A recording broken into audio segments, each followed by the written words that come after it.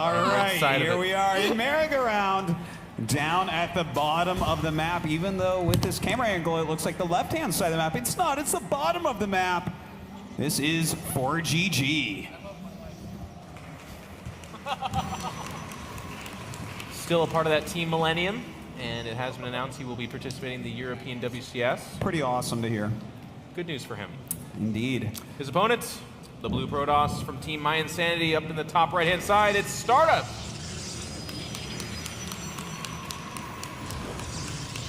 All right, so we didn't really do predictions here in Control. Who do you actually think is going to win this? This is actually, it feels like a pretty hard one. I absolutely agree with you. I think it's very close. I don't know if it's some kind of bias or something like that, but I do feel like we've seen better and stronger results from Stardust in recent history. So, yeah, in my opinion, on paper, he's the better here.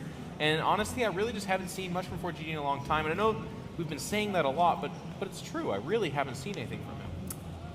Yeah. I mean, he obviously did well enough at a DreamHack this year to get here. I believe it was Stockholm, right? He made the top 4 at, if I recall correctly. He's always been great, but yeah, that's what's interesting about DreamHack winners. It's a long year. Some of these guys get really good. They choose that moment to peak, and then later in the year, it's not that they fall off. It's just that other people have chosen that moment to peak even harder. Yeah. And this is Proxy Oracle, almost every time. Yeah, I think you're right about that. It's actually a nice build in PvT, as you said. Yeah. An Oracle is a pretty useful unit. Oh my God, this Reaper actually. Yeah, I think he's gonna find it. Is he just gonna slam right past it? So you know who I blame for this? Who? I blame Stardust, because he put this pylon in a spot where if you do scout mid-left, which is what you would do, you'll run into this every single time with this Reaper. So it's just not a good spot for that. And look at how based Stardust is right now. He's like, well, I don't really care. You say base, but I mean, I agree. And this Stalker, yeah, a second probe has to come out because that pylon will not, it won't stand. This pylon will not stand. He's not going to get the Oracle out off of that pylon. I'm actually confused that he started the Star game. Like, I see the probes coming, like a probe coming down the map. I don't think that works either. Like, yeah, what happens is this pylon dies. He makes a second one, probably loses that probe as well. Stalker chases off the Reaper, and then he gets an Oracle. And then Oracle comes out delayed. Guess what's going to happen? He's going to have. It would have been funny if he chrono that right before too. He's going to actually have defense up because, I mean, when the Reaper's already there and you start the Stargate, there's going to be an Oracle. This is not a fake. There is going to be an Oracle coming out of here. No, and even when it's scouted, it's bad enough. I feel like that's a scenario where the Stargate's going to have a tough time producing results. But now with the first pylon dying, a second one, now we're kind of compounding on that problem. And here, this is the caster curse. I tell you, he never does this kind of stuff, and then the next game is like, well, you're an idiot. That is the life of a caster in Control. It's a hard one. Do you know something about that, I suppose? Marines making their way out here, but this is a land of Stalkers. He now sees there's no natural. He sees a Stalker even in the main. He's got enough info, I feel like, to know that he's about to get all in, but look at how brazen he is.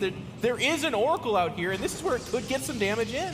Well, he's going to force a cancel here. This is like the most obvious thing I've ever seen. I feel like bunkers should just start being mid. Yes. Like, if he leaves a turret in his main mirror line and makes, I don't know, 3 bunkers at his natural, the game ends, right? There's 2 Oracles out. He's going to try to shoot the pylon, but of course can't finish that. These Marines die for free. They die for free. Yeah, they literally killed nothing. They took some shields and energy away. Like, I'm surprised he did that. Why? Yeah.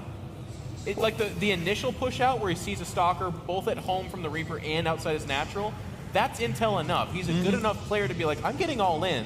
Then he sees the pylon and runs past that as well. I don't know. Well, I guess he's trying to buy time, maybe. That's the only excuse I can make for him. Come on. I don't know. Well, what else is he doing? No, I'm with you there. It's like very, very weird that he did that. But what if he had 8 more Marines here? I feel like he actually wouldn't even have to lift. No. Like, he could have made the bunkers at the natural and been mining. But here, like, Stardust has, you know, despite his all-in being scouted in a super late Nexus, he's going to be basically fine because he's going to contain for so long.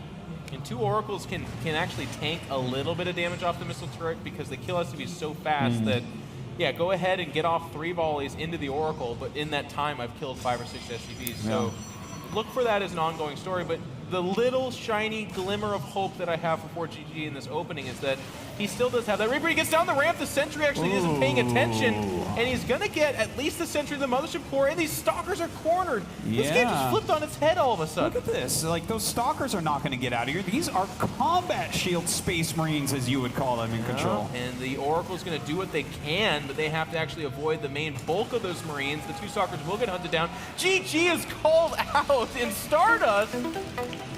Okay, listen. Yes, We were